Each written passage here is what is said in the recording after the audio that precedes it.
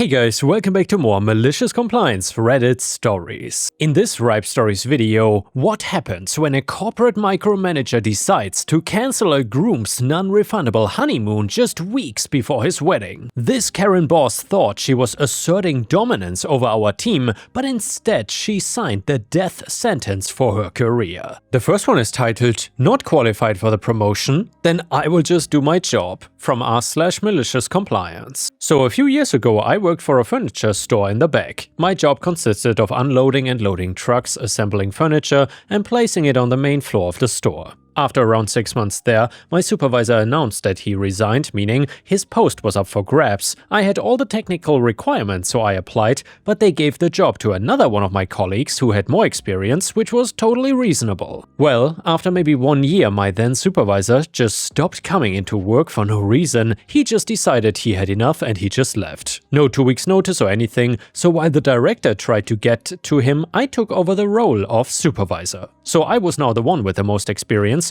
which means that combined with my regular work, I was now the one telling people what to do, when, doing the schedule, and all the paperwork for the shipment. 3 weeks later, my colleague was officially fired by my director. In those 3 weeks, I kept doing the job of supervisor and doing it pretty well, so I thought that the promotion would come to me, but my director did nothing. I went to see him, explained what I'd been doing, and then asked him if I got the promotion too, to which he answered that I was not qualified nor smart enough to do this job. After some thinking, I just decided that if I was not smart enough to do the job, then I shouldn't do it, so I went back doing my regular job, and I also started looking for something else. Well, 4 to 5 days after I stopped filling in, my director came to see me in the back store asking why the F the job is not being done. After all, without me there to organize it, nothing was getting out of the store to be delivered to the client. Well, I just reminded him of our previous meeting and he told me, "Yeah, I remember that. What I meant is you're not qualified to get the pay bonus for this job, but you still have to do the job, you idiot." I gotta admit, I still wonder how he thought that would work. Still a bit dumbfounded, I just told him that if I was not gonna get paid for it, I certainly won't do the job, and that considering we were already short-staffed with my old supervisor gone, he should be a bit more polite to me. Well, apparently this was an unreasonable request and a total lack of respect to him and worthy of firing me, and yep, still don't get how that would fix anything, but hey, he is the boss. So then I packed everything and left, knowing that the back store, which needed 5 people to operate, was now down to 3, with the most experienced worker having a total of 4 months. It only took my boss 1 day to call me back and tell me maybe he went overboard and that perhaps we could arrange something for the promotion, to which I replied that I would not be coming back since I had a few interviews lined up already. I hung up while he was still cussing at me. After a few months at my new job, I heard some surprising news. The store had closed down after 2 other backstore employees resigned. Gotta admit that it felt good to see my old boss finally getting what he deserved. And the next one is an XXL Malicious Compliance Reddit story, which is titled, "Boss cancels my honeymoon, company bleeds millions." And by the way guys, let me know in the comments where you are watching from today, and if you enjoy the Malicious Compliance stories, please don't forget to like the video, because that would help me tremendously. So for some context, I spent almost 6 years at an SaaS company, which means software as a service, that sold enterprise software to healthcare networks. My role was on the account management side, specifically handling what the company called Tier 1 accounts, which were the big hospital systems and regional health networks that together made up roughly 60% of the company's annual recurring revenue. It was not glamorous work, but I was good at it, and over the years I'd built real relationships with the people on the client side. Not the fake corporate handshake stuff, these were people that I'd helped troubleshoot actual crisis at 11 PM, people I'd gone to bat for internally when our dev team was slow on custom feature requests, people who trusted me specifically when things got complicated. Our department was 6 people total. There was a director, me, and 2 other senior reps who handled the big accounts between us and 2 account managers below us who covered the smaller and mid-tier clients. That's really it. Small team, extremely tight. The turnover on our team was basically 0, which in software as a service account management is almost unheard of. Our director was the kind of person who genuinely protected his people. He pushed back on unrealistic targets, ran interference with sales when they would overpromise and leave us to deal with the fallout, and made sure everyone got recognized at review time. Under him, the three of us senior reps had each held onto accounts that other companies would have churned years ago. To give you a sense of what I mean, healthcare clients are notoriously difficult to keep, the switching costs are real, but so is the internal politics. When a hospital system buys enterprise software, you are dealing with IT, clinical leadership, compliance teams, and the administrative side all at once, and all of them have different priorities, and all of them can blow up a renewal if they feel like they are being ignored or handed off to someone new. A lot of companies in our space ran churn rates in the 15 to 20% range annually. And by the way, guys, I think churn rates in this sector means that if someone subscribes to a software and then cancels the subscription, that's the churn, I guess. Either way, our team ran somewhere around 6 to 7%. That gap was almost entirely a people thing. Our product was solid, but not dramatically better than the competition. What kept clients was us, specifically the fact that when something went wrong, they could call one of us directly and something would actually get done. My largest account was a multi-hospital system across 3 states, and I'd been their primary rep for 4.5 years. The contact I worked most closely with on their side had been through 2 leadership transitions on her end, a major compliance audit, and one incident where our software flagged a data discrepancy that turned out to be a genuine data integrity problem on their side that they had not caught internally. She told me later that the way I handled that situation, calling her personally before anything was documented or escalated, was the reason they renewed their contract the following year when a competitor was actively in the room pitching them. That is the kind of relationship we are talking about, built over years, not something you can hand off to a new rep and expect to survive. Then our director got recruited away by a much bigger company. He gave us as much heads up as he could and was genuinely apologetic. We all understood. The offer he got was the kind you don't turn down. He had been there a long time and had earned it. What we did not expect was who they were gonna replace him with. The new director came from outside the company entirely. Different industry, different product, different type of client relationship entirely, but we figured that she was competent enough to learn the nuances of healthcare. We gave her a genuine shot. Nobody came in with pitchforks, and within her first month it was obvious she had zero interest in learning anything about how we actually worked. She had decided before she even arrived that account management was account management, regardless of the vertical, that relationships were nice to have, but the real issue was that we lacked measurable process. She brought in an activity tracker framework from her old company, the kind where you log every client call, every email, every meeting, and your performance review is partly based on raw volume of activity. She set output targets that made sense for a sales team doing outbound prospecting, not an account management team whose job was to be trusted, responsive, and available when clients needed us. We tried to explain the difference more than once. The first time we pushed back collectively, she told us that we were resistant to change. I tried a different approach and put together actual data, churn rate comparisons, NPS scores from our accounts against industry benchmarks, client retention over 5 years. She looked at it for about 30 seconds and said the data was interesting, but that her focus was building a more scalable and measurable process. I asked her what about our current results was not scalable, given that we had grown the team and more than doubled the ARR we managed without losing a single major account, and she said scalability was not just about revenue numbers, so we stopped pushing back after that. There was just no point. She started running one-on-ones with each of us that we were basically just verdict sessions, not asking questions, not learning how we work, just telling us what we were doing wrong. One of the senior reps, the one who had been at the company longer than any of us and had single-handedly retained a regional hospital network worth about 8 million annually through a really rocky patch a couple years back, was told that her approach was outdated. The other senior rep, who covered our second largest account, got put on an informal performance improvement plan because his logged call volume was not hitting the new weekly target. He was not losing any clients. He was not getting negative feedback from anyone, mind you. He just was not generating enough logged touch points to satisfy a metric that had no bearing on whether clients were actually happy.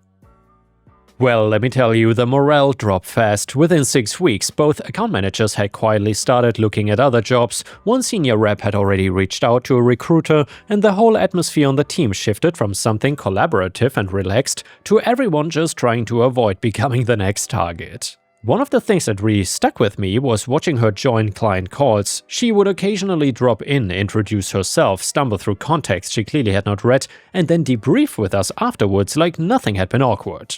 More than once a client messaged me after one of those calls asking if everything was okay, that the new director had seemed unfamiliar with the account. I would smooth it over and make something up, but inside I was watching years of carefully built trust quietly start to erode. There was one call in particular with my biggest account, where she joined about 10 minutes in and tried to steer the conversation towards talking about upsell options for a product tier the client had already evaluated and passed on about 18 months earlier. I had to very carefully redirect the conversation in real time without making her look bad. Afterwards, my client contact texted me and said, and I'm paraphrasing here, that she appreciated me but was wondering what was going on over there. I didn't have a good answer really. The senior rep who got put on the informal PIP had been at the company longer than any of us, and he had built a relationship with his largest client that had survived a hospital system merger, a complete IT leadership change on their side, and one situation where our product had genuinely failed them at their critical moment. However, he stayed calm, stayed professional, stayed available, and got them through it. They renewed, and that's the kind of thing that doesn't show up in a weekly call log metric. He was furious about the PIP. Quiet about it on the outside, but absolutely furious, and I don't blame him. I mean, I'd been managing all of this in the background while also dealing with something that was taking up a lot of my mental energy in a much better way. I was getting married. My wife and I had been planning the wedding for close to a year. The honeymoon was fully booked, flights and hotels locked in for a specific 2-week window. It was non-refundable. I had submitted the time of request to my original director months before he left, and he had approved it in writing inside our HR system. It was in there, confirmed and documented. It was not just a verbal thing, not a handshake, it was in the system with his name on it. A few weeks before the wedding, the new director called me in for a meeting. I assumed it was the usual session, where she would tell me that I was not logging enough calls, but instead she sat me down, pulled up what looked like a scheduling document, and told me she was rescheduling my leave. My honeymoon leave. I honestly thought I had just misheard her. She explained that one of our 2 account managers had just given notice that week and that our largest client had requested additional onboarding sessions for a new module they were rolling out. She said the timing didn't work and she was pushing my honeymoon back 6 weeks so I could be available. I told her that it was not possible. The flights were paid, the hotels were paid. My future wife had already arranged her own leave from her job around these specific dates. You cannot shift something like that by 6 weeks, not without losing everything we had paid and asking my wife to go back to her employer and redo the whole thing. She said she understood it was inconvenient, but that client needs had to come first and that this was part of what a client-facing role required. I told her the leave had been approved months ago with documentation, that I was not asking for extra time, just a time that was already on the books. She said the previous director's approvals did not bind her and that she had the authority to reschedule pre-approved leave if there was a legitimate business need. And then she said the thing. She looked at me and said something along the lines of, if I and the rest of the team could not understand that clients came first, then maybe this was not the right environment for any of us. And if we didn't like how she ran things, we were all welcome to leave. I asked her to say that again.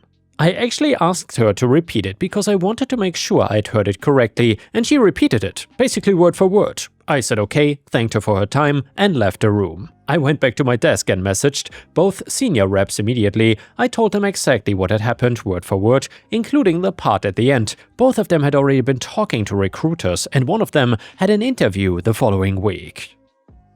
The other had an active conversation going on with a company that had been trying to poach people from our team for over a year, so I went to HR the next day. I filed a formal complaint about the leave cancellation, provided the original approval documentation, and asked them to clarify whether a director had the authority to unilaterally reverse a pre-approved leave of that duration without any formal process. And HR said they would look into it.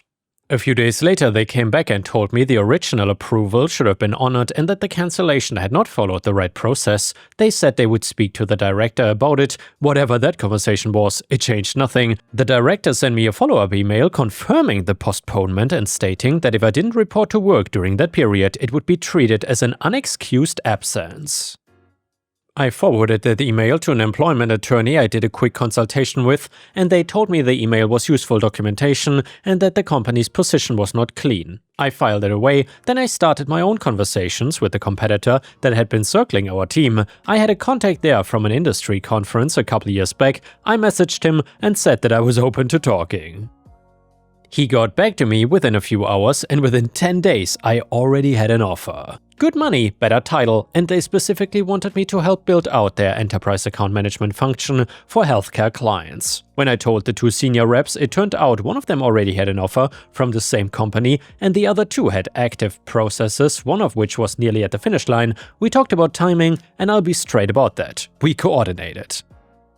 Not in some dramatic way, but we talked and we decided that when we were all ready, we were going to go at the same time. The director had told us that we were all welcome to leave. She had said it directly to me, and she had said it about all of us. So we were going to take that advice collectively, exactly as she had offered it. 2 weeks before my wedding, I submitted my resignation. Professional, short, no drama. Within 3 days, both senior reps had submitted theirs as well.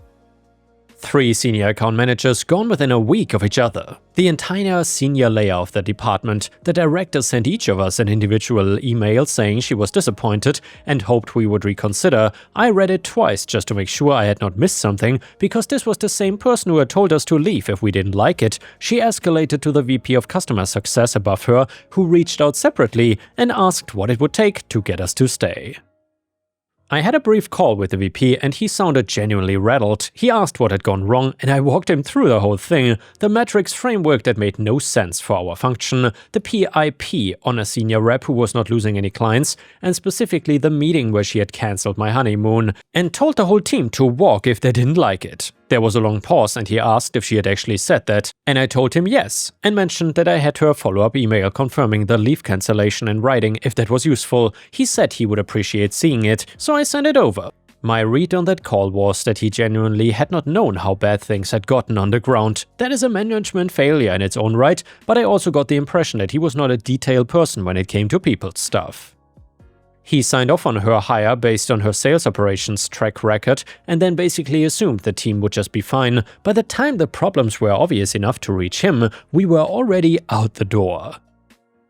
But that email clearly started something at the executive level, because within a few days I was hearing from my contact who had stayed there, one of the account managers, that there were a lot of closed-door meetings happening that nobody was being told about. But none of it was gonna change what was already in motion, and then the 2 account managers gave their notice as well, both of them within a week of us leaving. I don't think that was coordinated at all. It was just that once the senior layer was gone, the remaining people were suddenly being asked to cover enterprise accounts they had no background on, while still managing their own books, and it became very obvious very quickly that the situation was untenable. One of them messaged me later and said she had 3 separate clients ask where I was within her first week of trying to cover my accounts, and that was enough for her.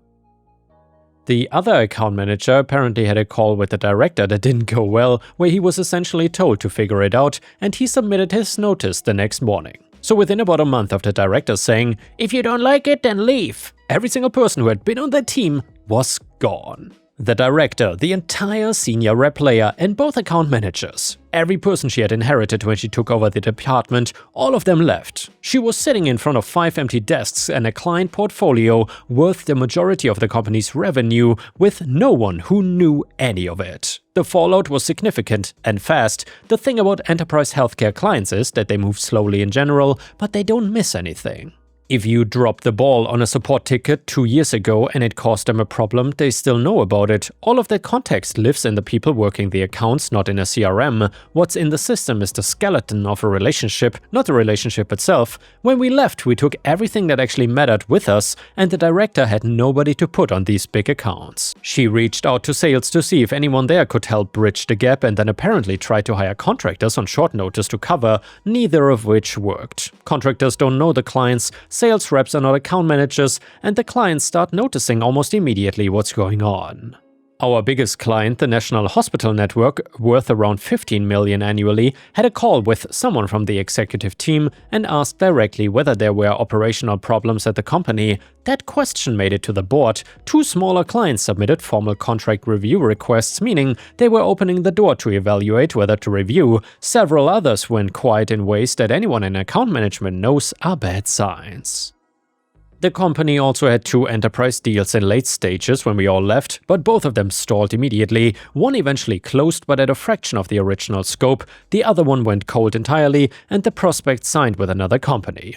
That company turned out to be the one 2 of us had just joined. I found out about that one a couple months later, and I won't pretend it didn't make me laugh. A consultant came in to assess the damage, and the report apparently landed hard. The parts that got back to me through my contacts said it identified the new performance framework as fundamentally misaligned with the account management function and cited the loss of the senior team as a direct result of management decisions. Specifically, it noted that the departure had been predictable and preventable. That language made it into conversations at the board level. The company lost millions of dollars because of incompetence at the highest level. The director was put on a performance plan about 6 weeks after we all left, and she was gone shortly after that. The VP of Customer Success, who had signed off on hiring her and let things deteriorate as far as they did, was also gone within a few months. Though whether that was a push or a choice, nobody could tell me for certain. My old employer called me about 4 months after I left. Someone from the executive level wanted to have a conversation. I took the call because I was curious. They asked if I would consider coming back and said they were rebuilding, acknowledged the transition had been badly mishandled, and they mentioned meaningful compensation and a more senior title. I told them I appreciated it and that I was genuinely happy where I was now, which was true. The 3 of us were all at the new company together, a good team, good product, and a leadership team that understood what account management and healthcare actually required. We built something that felt like we had before the whole thing fell apart. The company was growing and they treated account management as a real function with real value, not just a box to tick. Some of the clients from the old company ended up finding their way to us over the following year, not because we went after them, but when their contracts came up for renewal and they were already going through an evaluation process, the relationships we had made those conversations easier. We were careful about how we handled it, and there was never any legal issue. Nobody had signed non-solicitation agreements or anything like that, and by the time those renewals came up, we were just one option in a competitive process that the clients were running on their own terms. I took my honeymoon on the dates I'd originally booked, and my wife and I had a great time. We've been back to the same spot once since then for our anniversary, and every time I think about that trip, I also think about the email that tried to stop me from going. And the next one is a story from r/MaliciousCompliance, which is titled, "Fire this person that does not work here because they cannot help me." So for some context, I was shopping in my city and went into a small business store there that I like to get my dice and tabletop games at. I frequent this store quite often and have become acquainted with the owner. So then we chat during my visits, and as I'm one of those "I put the items back on the shelf after I'm done looking at them" type of person,